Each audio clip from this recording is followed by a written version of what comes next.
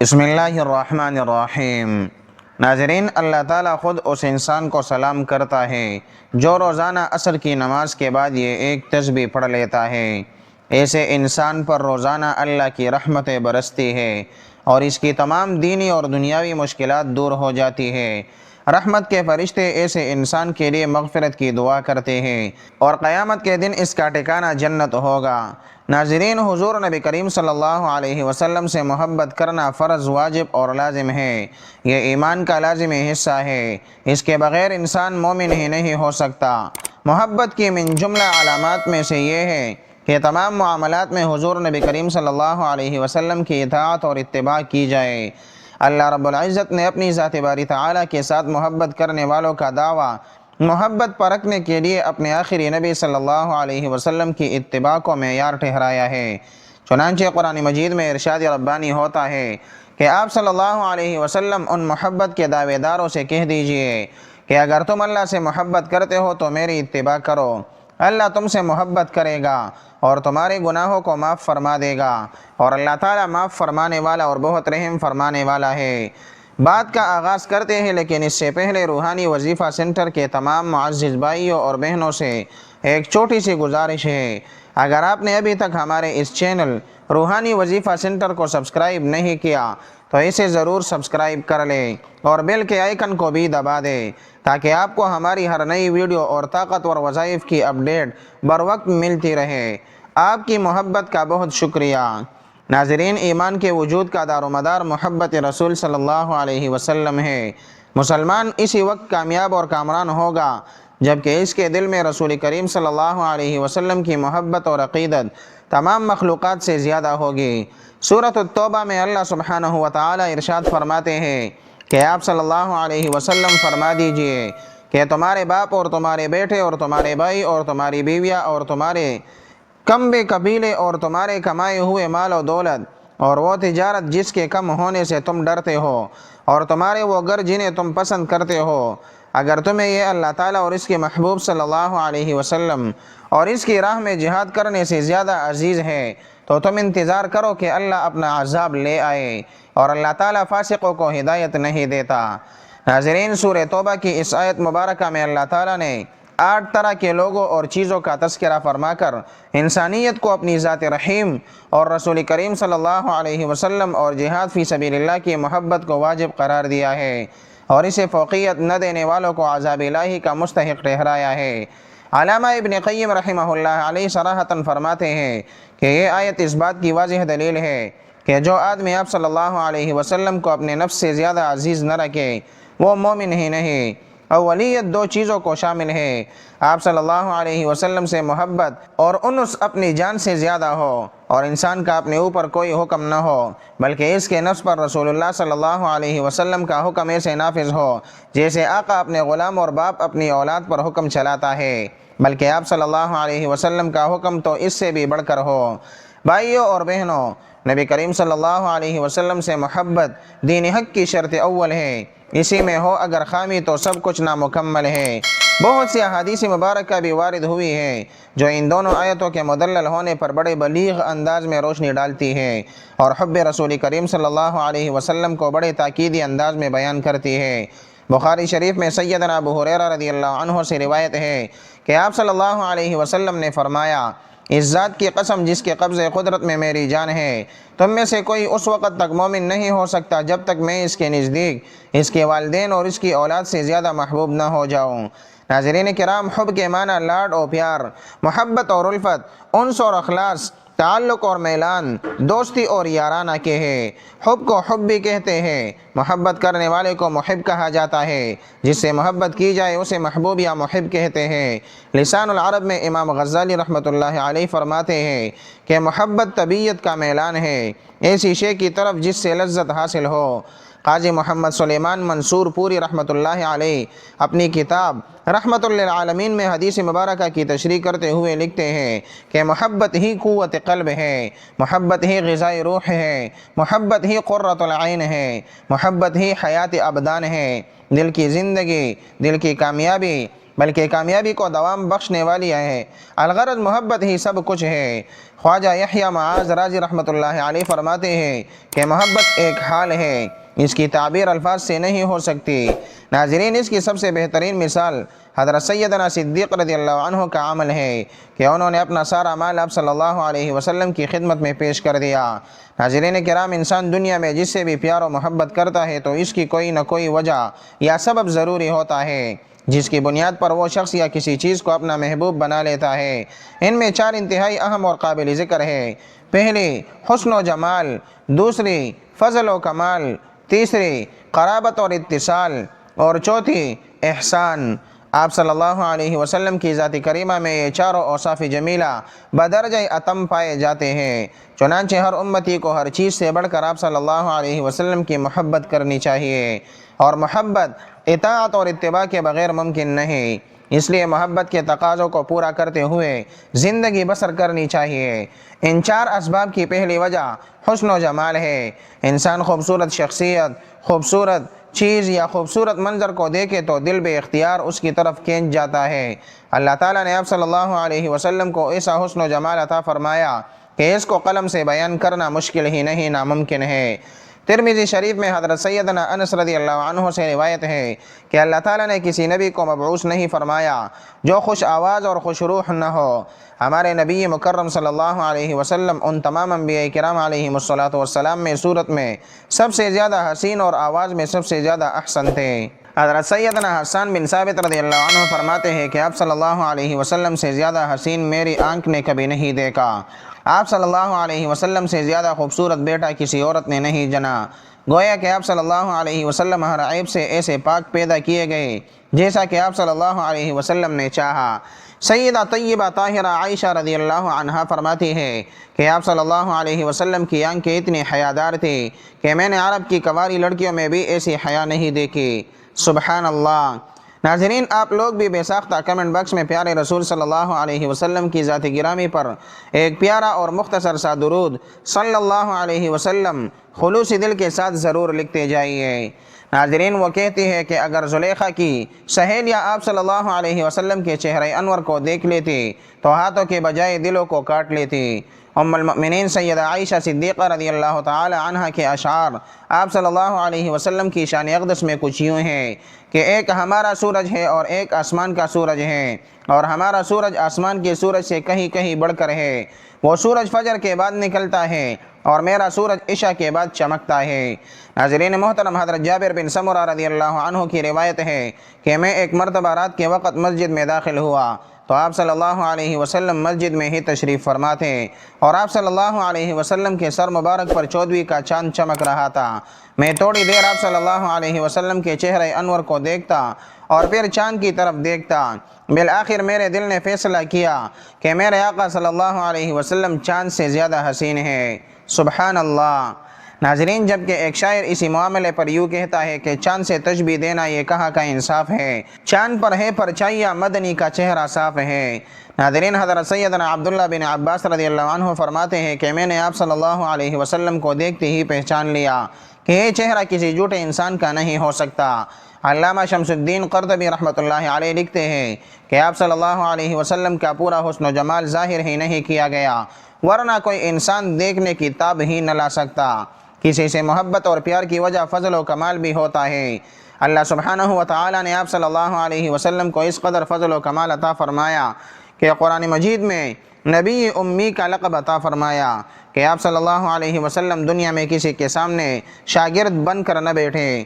آپ صلی اللہ علیہ وسلم کو پڑھانے والا اور علم عطا کرنے والا خود ساری کائنات کا خالق اور مالک اور مختار تھا، جس نے آپ صلی اللہ علیہ وسلم کو اتنا علم دیا کہ سورۃ النساء میں فرمایا آپ صلی اللہ علیہ وسلم کو اس چیز کا علم دیا جو آپ صلی اللہ علیہ وسلم نہیں جانتے تھے، اور اللہ تعالیٰ کا آپ پر بہت بڑا فضل ہے۔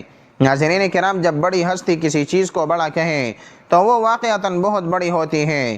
اللہ تعالیٰ کی ذات سب سے بڑی ذات ہے۔ اللہ اکبر کبیرہ۔ اللہ تعالیٰ نے آپ صلی اللہ علیہ وسلم پر اتنا فضل فرمایا کہ اس کے لیے عظیم کا لفظ استعمال فرمایا جو فلسفیوں سے کل نہ سکا اور نکتہ وروں سے حل نہ ہوا۔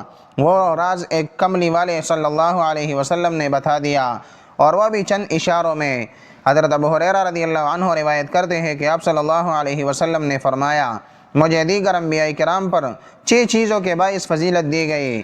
میں جوامع الکلام سے نوازا گیا ہوں اور رعب کے ساتھ میری مدد کی گئی ہے، اور میرے لیے اموال غنیمت حلال کیے گئے ہیں، اور میرے لیے ساری زمینیں پاک کر دی گئی ہیں اور سجدگاہ بنا دی گئی ہیں، اور میں تمام مخلوق کی طرف بھیجا گیا ہوں، اور میری آمد سے انبیاء کرام کا سلسلہ ختم ہو گیا ہے۔ ناظرین، حضرت عبداللہ بن سلام رضی اللہ عنہ سے روایت ہے کہ آپ صلی اللہ علیہ وسلم نے ارشاد فرمایا، میں ساری اولاد آدم علیہ السلام کا سردار ہوں، اور یہ اظہار فخر کے طور پر نہیں کہتا۔ سب سے پہلے مجھ سے زمین شق ہوگی، میں سب سے پہلے شفاعت کرنے والا ہوں، اور سب سے پہلے میری ہی شفاعت قبول کی جائے گی۔ میرے ہاتھ میں اللہ تعالیٰ کی حمد کا جھنڈا ہوگا، جس کے نیچے حضرت آدم علیہ السلام اور ان کے علاوہ تمام لوگ ہوں گے۔ ناظرین، حضرت عبداللہ بن عباس رضی اللہ عنہ سے مروی ہے کہ چند صحابہ کرام آپ صلی اللہ علیہ وسلم کے انتظار میں بیٹھے ہوئے تھے کہ اتنے میں آپ صلی اللہ علیہ وسلم باہر تشریف لائے۔ جب ان کے قریب پہنچے تو انہیں باہم کچھ گفتگو کرتے ہوئے سنا۔ ان میں سے بعض نے کہا، کیا خوب اللہ تعالیٰ نے اپنی مخلوق میں سے حضرت ابراہیم علیہ السلام کو اپنا خلیل بنایا۔ دوسرے نے کہا کہ حضرت موسیٰ علیہ السلام کے اللہ تعالیٰ سے ہم کلام ہونے سے زیادہ بڑی بات کیا ہے؟ اور ایک دوسرے شخص نے کہا، حضرت عیسیٰ علیہ السلام کلمۃ اللہ اور روح اللہ ہے۔ کسی تیسرے شخص نے کہا، اللہ تعالیٰ نے حضرت آدم علیہ السلام کو چن لیا۔ آپ صلی اللہ علیہ وسلم ان کے پاس تشریف لائے، سلام کیا اور فرمایا، میں نے تمہاری گفتگو اور تمہارا اظہار تعجب سنا کہ حضرت ابراہیم علیہ السلام خلیل اللہ ہے، بے شک وہ ایسے ہی ہیں۔ حضرت موسیٰ علیہ السلام کلیم اللہ ہے، بے شک اسی طرح ہے۔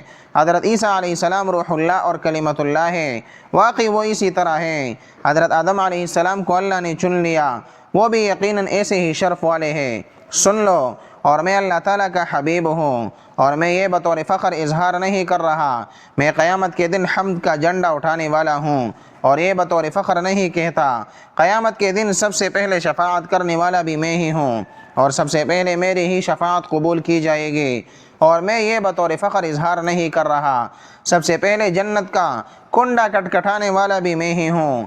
اللہ تعالیٰ میرے لیے اسے کھولے گا اور مجھے اس میں داخل فرمائے گا۔ میرے ساتھ فقیر اور غریب مومن ہوں گے، اور میں یہ بطور فخر اظہار نہیں کر رہا، میں اولین اور آخرین میں اللہ تعالیٰ کے حضور سب سے زیادہ عزت والا ہوں، اور یہ میں بطور فخر نہیں کہتا بلکہ تحدیث نعمت کے طور پر بیان کر رہا ہوں۔ ناظرین، کسی سے محبت اور انس کی ایک وجہ قرابت اور اتصال ہوتی ہے۔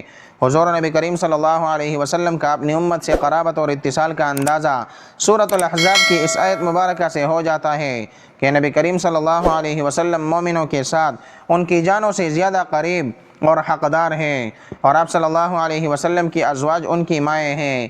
حدیث مبارکہ میں حضور نبی کریم صلی اللہ علیہ وسلم نے ارشاد فرمایا کہ تم میں کوئی مومن نہیں ہو سکتا یہاں تک کہ میں اس کے نزدیک اس کے والدین اور اس کی اولاد اور دنیا کے سارے لوگوں سے زیادہ محبوب نہ ہو جاؤں۔ ناظرین، محبت اور پیار کا ایک سبب محبوب کا محسن ہونا بھی ہے۔ عربی زبان کا مشہور مقولہ ہے، الانسان عبد الاحسان۔ اسی طرح کسی نے خوب کہا ہے کہ دلوں کی فطرت ہے کہ جو ان پر احسان کرے اس سے محبت کرتے ہیں۔ ناظرین، آپ صلی اللہ علیہ وسلم کی امت پر اس قدر احسانات ہیں کہ ان کا احاطہ کرنا، انہیں قلم بند کرنا مشکل اور ناممکن ہے۔ اللہ تعالیٰ نے تو آپ صلی اللہ علیہ وسلم کی بعثت کو ہی پوری انسانیت کے لیے اپنا احسان عظیم قرار دیا، اور سورۃ التوبہ میں ارشاد فرمایا کہ بے شک تمہارے پاس ایک رسول آئے ہیں جو تم ہی میں سے ہیں، جو چیز تمہیں نقصان پہنچاتی ہے وہ انہیں بہت گرا گزرتی ہے، وہ تمہاری بھلائی کے لیے انتہائی حریص ہے، اور ایمان والوں کے لیے انتہائی شفیق اور نہایت مہربان ہے۔ ناظرین، حدیث مبارکہ میں وارد ہوتا ہے کہ آپ صلی اللہ علیہ وسلم رات بھر عبادت فرماتے اور اپنی گنہگار امت کے لیے دعائیں مغفرت فرماتے رہتے، یہاں تک کہ آپ صلی اللہ علیہ وسلم کے قدم مبارک متورم ہو جاتے تھے۔ ام المؤمنین سیدہ عائشہ صدیقہ رضی اللہ تعالی عنہ بیان فرماتی ہے کہ ایک مرتبہ ساری رات آپ صلی اللہ علیہ وسلم سورۃ المائدہ کی یہ والی آیت تلاوت کرتے رہے، ان تعذبہم فانہم عبادک وَإِن تَغْفِرْ لَهُمْ فَإِنَّكَ أَنْتَ الْعَزِيزُ الْحَكِيمُ، یعنی اگر آپ ان کو عذاب دیں تو یہ آپ کے بندے ہیں، اور آپ مغفرت کر دیں تو آپ زبردست حکمت والے ہیں۔ اور دوسری روایت میں آتا ہے کہ ایک مرتبہ آپ صلی اللہ علیہ وسلم بہت دیر تک سر بسجود ہو کر اپنی امت کے لیے دعائیں مغفرت فرماتے رہے، تو اللہ رب العزت کی طرف سے پیغام آیا کہ آپ صلی اللہ علیہ وسلم کیوں روتے ہیں، ہم آپ صلی اللہ علیہ وسلم کو راضی کر دیں گے۔ چنانچہ ارشاد ربانی ہوتا ہے کہ ان قریب تیرا رب تجھے اتنا عطا فرمائے گا کہ تو راضی ہو جائے گا۔ ناظرین، جب نبی کریم صلی اللہ علیہ وسلم پر یہ آیت نازل ہوئی تو آپ صلی اللہ علیہ وسلم نے فرمایا کہ میں اس وقت تک راضی نہیں ہوں گا جب تک میرا آخری امتی بھی جنت میں داخل نہ ہو جائے۔ سبحان اللہ۔ ناظرین، حضرت سیدنا انس رضی اللہ عنہ سے روایت ہے کہ آپ صلی اللہ علیہ وسلم نے فرمایا کہ ہر نبی نے کچھ چیزیں مانگی، یا فرمایا کہ ہر نبی کو ایک دعا دی گئی، جس چیز کی اس نے دعا مانگی اسے قبول کیا گیا، لیکن میں نے اپنی دعا قیامت کے دن اپنی امت کی شفاعت کے لیے محفوظ رکھی ہے۔ ناظرین محترم، یہ اللہ کا احسان ہے، اور اس انسان کو خود سلام کلام کرتا ہے جو یہ ایک تسبیح پڑھتا ہے۔ نبی کریم صلی اللہ علیہ وسلم نے ارشاد فرمایا کہ یہ تسبیح زیادہ سے زیادہ پڑھا کرو۔ یہ تسبیح اللہ سبحانہ و تعالیٰ کی ان نعمتوں میں سے ہے جو اپنے دامن میں بے پناہ فیوز و برکات سمیٹے ہوئے ہیں۔ یہ ایسی لازوال دولت ہے کہ جسے مل جائے اس کے دین اور دنیا سنور جاتے ہیں، اور یہ تسبیح پڑھنے کی برکت کا اندازہ اس بات سے بھی ہوتا ہے کہ اللہ رب العزت یہ تسبیح پڑھنے والے پر خود سلام فرماتا ہے۔ تو کتنا خوش نصیب ہے وہ انسان کہ جس کو اللہ سبحانہ و تعالیٰ خود سلام بھیجتے ہو۔ حضرت عبداللہ بن عوف رضی اللہ عنہ روایت کرتے ہیں کہ نبی کریم صلی اللہ علیہ وسلم نے فرمایا کہ جبرائیل علیہ السلام میرے پاس آئے اور مجھے یہ خوشخبری سنائی کہ آپ کا پروردگار فرماتا ہے کہ جو شخص یہ تسبیح پڑھتا ہے میں اس پر سلام بھیجتا ہوں۔ تو جو بھی انسان یہ تسبیح پڑھے اللہ تعالیٰ اس کے گناہوں کو یوں مٹا دیتا ہے جیسے پانی آگ کو بجھا دیتا ہے۔ یہ تسبیح اللہ کی راہ میں تلواریں چلانے سے اور اپنی جانیں قربان کرنے سے بھی زیادہ افضل ہے۔ حضرت حذیفہ رضی اللہ عنہ کا فرمان ہے کہ جو شخص یہ تسبیح پڑھتا ہے اللہ اس کی اولاد کو اور اولاد کی اولاد کو بھی رنگ دیتا ہے۔ حضرت وہب بن منبہ رضی اللہ عنہ نے فرمایا کہ یہ تسبیح پڑھنا اللہ تعالیٰ کی بہترین عبادات میں سے ایک عبادت ہے، اور جان لیجئے کہ اس تسبیح کے بغیر دعائیں بھی قبول نہیں ہوتی۔ تو ناظرین کرام، یہ تسبیح درود پاک کی ہے۔ جو بندہ بھی نبی کریم صلی اللہ علیہ وسلم پر درود بھیجتا ہے اللہ تعالیٰ اس پر درود بھیجتا ہے، اور جو نبی کریم صلی اللہ علیہ وسلم پر سلام بھیجتا ہے اللہ اس پر سلام بھیجتا ہے۔ ناظرین کرام، آپ جتنی بھی نمازیں پڑھ لیں، روزے رکھ لیں، حج، زکوٰۃ اور تمام نیک اعمال کر لیں، وہ سب ہم اللہ سبحانہ و تعالیٰ کے لیے اور اپنے لیے کر رہے ہیں، تو یقیناً اللہ تعالیٰ یہ تمام اعمال قبول فرمانے والے ہیں۔ لیکن آپ صلی اللہ علیہ وسلم پر درود شریف بھیجنا ایک ایسی عبادت ہے، ایک ایسا عمل ہے جو صرف اور صرف ہونٹ ہلانے سے بھی قبول ہو جاتا ہے، اور یہ ایک ایسا ذکر ہے جو کبھی بھی رد نہیں ہوتا اور ہمیشہ اللہ تعالیٰ کی بارگاہ میں قبول ہوتا ہے، جبکہ باقی جو بھی عبادت کی جائے ان کے بارے میں ہم یہ نہیں کہہ سکتے کہ یہ مقبول ہے یا نہیں۔ اللہ سبحانہ و تعالیٰ کلام پاک میں ارشاد فرماتا ہے کہ تم ایک نیکی کرتے ہو ہم تمہیں اس کا 10 گنا اجر دیتے ہیں، اور یقیناً درود شریف پڑھنا ایک باکمال نیکی ہے، اور اس سے بڑی نیکی اور کیا ہو سکتی ہے۔ حضرت ابو ہریرہ رضی اللہ عنہ سے روایت ہے کہ نبی کریم صلی اللہ علیہ وسلم نے فرمایا جس نے مجھ پر ایک مرتبہ درود بھیجا اللہ اس پر 10 رحمتیں نازل فرمائے گا۔ اللہ جل شانہ کا ایک بہت بڑا احسان ہے کہ اس کی ذات اقدس نے ہمیں اپنے حبیب صلی اللہ علیہ وسلم کا امتی پیدا فرمایا، اور ہمارے دلوں کو آپ صلی اللہ علیہ وسلم کی محبت اور آپ صلی اللہ علیہ وسلم کی غلامی کا شرف عطا فرمایا۔ الحمدللہ ثم الحمدللہ کہ اللہ نے ہمیں سلسلہ نسبت رسول خدا صلی اللہ علیہ وسلم سے منسلک فرمایا، اور آپ صلی اللہ علیہ وسلم اللہ کے آخری نبی ہیں، اور آپ صلی اللہ علیہ وسلم کی بدولت ہی آج ہم اور آپ مسلمان کہلانے میں عزت اور شرف محسوس کرتے ہیں، اور آپ صلی اللہ علیہ وسلم کی بدولت ہی دنیا میں دین اسلام پھیلا۔ تو امتی ہونے کے ناطے تمام مسلمانوں کا یہ دینی اور ایمانی فریضہ ہے کہ ہم آپ صلی اللہ علیہ وسلم پر کثرت سے درود اور سلام بھیجیں۔ ویڈیو کے اختتام پر ایک بار پھر یاد دلاتا چلوں کہ اگر آپ چاہتے ہیں کہ آپ کو ایسے ہی بابرکت وظائف روزانہ ملتے رہیے تو روحانی وظیفہ سینٹر کو ابھی سبسکرائب کر لیں اور بیل آئیکن کو پریس کر دیں تاکہ آپ کا اور ہمارا یہ روحانی رشتہ قائم رہے۔ ویسے تو ہر وقت جب اور جہاں چاہے باوضو یا بے وضو ہر طرح سے درود و سلام کی تسبیح پڑھی جا سکتی ہے، لیکن خاص طور سے روزانہ عصر کی نماز کے بعد سے لے کر مغرب کی نماز تک اگر کوئی شخص درود و سلام پڑھتا ہے اور اس کی تسبیحات کرتا ہے تو انشاءاللہ بفضل خدا اس کی تمام دنیاوی حاجات بھی اللہ سبحانہ و تعالی ضرور پوری فرمائیں گے۔ ایسے شخص پر اللہ کی خاص رحمت نازل ہوتی ہے، اور اس کا کتنا بھی بڑے سے بڑا مقصد ہو اللہ سبحانہ و تعالی عصر کی نماز کے بعد درود پاک کی تسبیح کی بدولت وہ پورا فرماتا ہے۔ اللہ رب العزت سے دعا ہے کہ نیکی کی بات کو سننے سمجھنے اور اس پر عمل کرنے کی طاقت اور توفیق ہم سب کو مرحمت فرمائے۔ میرا سنانا اور آپ کا سننا اپنی بارگاہ میں قبول و منظور فرمائے، آمین یا رب العالمین۔ ناظرین، جاتے جاتے آخر میں کمنٹ باکس میں حضور اقدس صلی اللہ علیہ وسلم کی ذات مبارکہ پر ایک پیارا اور مختصر سا درود صلی اللہ علیہ وسلم لکھنا نہ بھولیے گا۔ اللہ تعالی ہم سب کا حامی اور ناصر ہو، آمین، جزاک اللہ۔